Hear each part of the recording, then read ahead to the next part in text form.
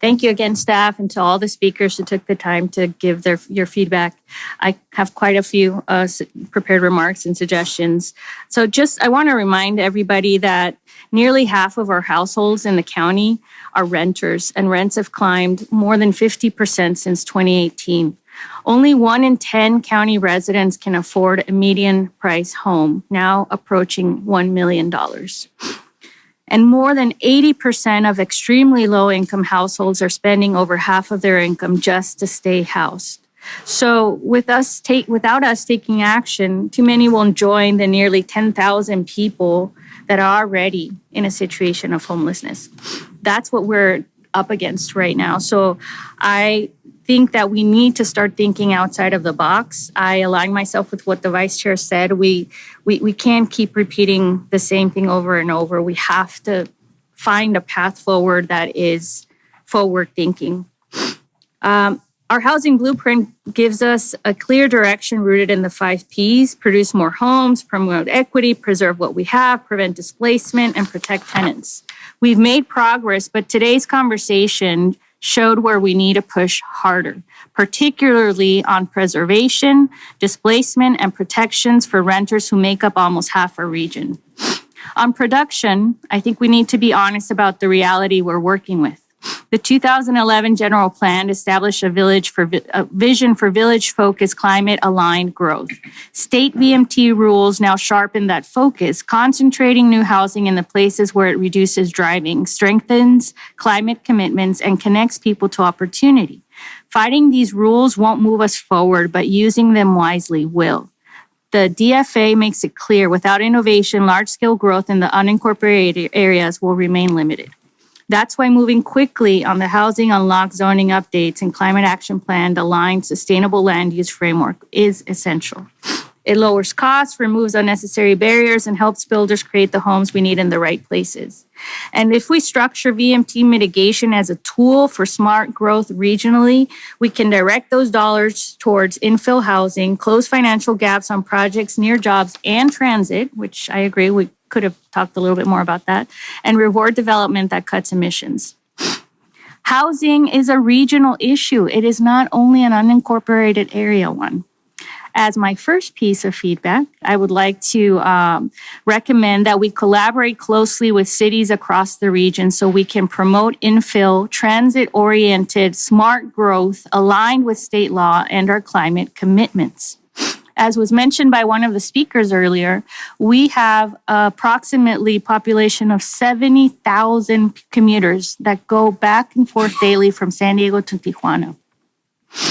And something that they didn't mention that I will, in addition to my district being the most impacted by car emissions because of the cross-border, the busiest cross-border in the world, it is also unfortunately and indirectly contributing to our sewage crisis. Because as development projects continue to grow in Tijuana, because we're pushing so many people to live in Tijuana because they can't afford to live here, the sewage infrastructure does not continue to develop in Tijuana. And my district is literally suffering the negative externalities of that. So that's why it's so important for us to think outside of the box.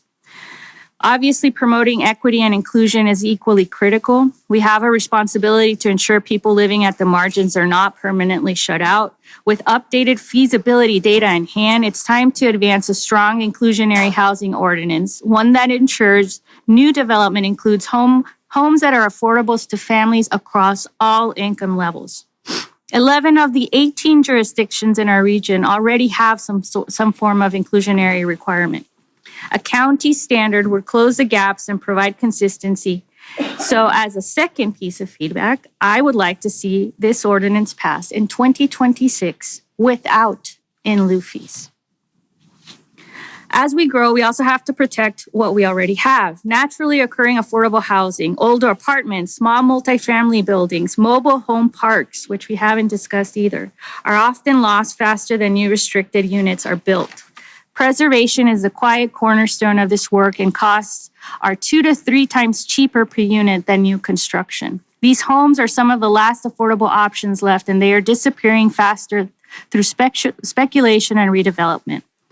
District 1 has shown what creative models can do. Community land trusts that secure affordability for generations. Lower income housing tax credit ownership pathways that pair development with long-term stability.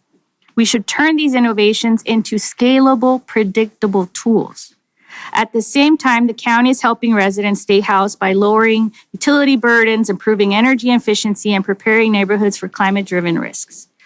As another suggestion, I encourage us to double down on innovative strategies that preserve affordable housing units and develop pathways to streamlined efforts that unlock intergenerational wealth, just like we did in the project that we were talking about earlier, Mr. Estrella.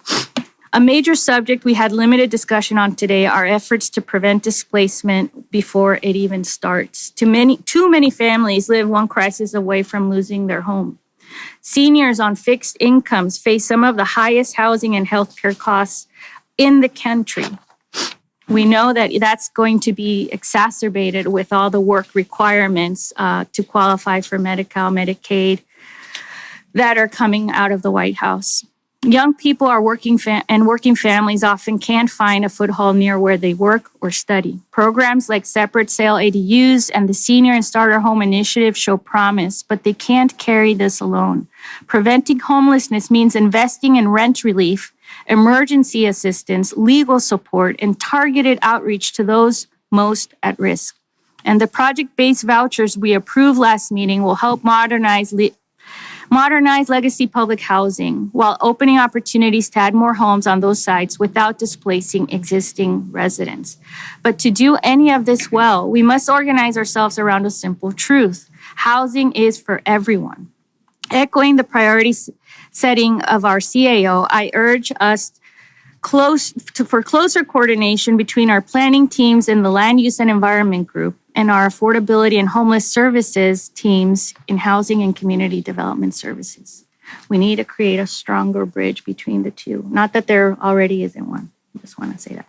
Finally, we must talk about protecting renters, the fifth P, and one that didn't get the attention it deserves today. With nearly half the region renting, rising rents translate directly into overcrowding, evictions, long commutes, and displacement.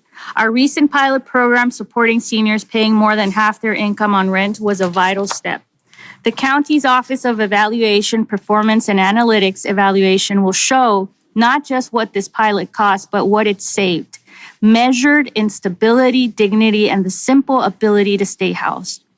Before I wrap up my comments, I would also like to highlight the importance of workshops like the one we had today. I would like to see us have a more regular cadence of housing workshops, possibly once per year instead of biannually, to address housing holistically. So as we have learned from county staff and what I hope to have made clear, it's apparent that the solutions are in front of us. The data is clear. The need is urgent. I don't need to rehash that. We need to seize these opportunities. And I'll just close by saying that I would like to see the county develop a framework, a roadmap of how the county plays an integral role with all of our jurisdictions so that we can maximize housing in the right areas, not just in the unincorporated areas. And for that, we're going to have to be strong partners with our local jurisdictions, and we're going to have to put skin in the game one way or another. And that's why the Innovative Housing Trust Fund, as I mentioned in my swearing in remarks, is so important. Thank you, Chair.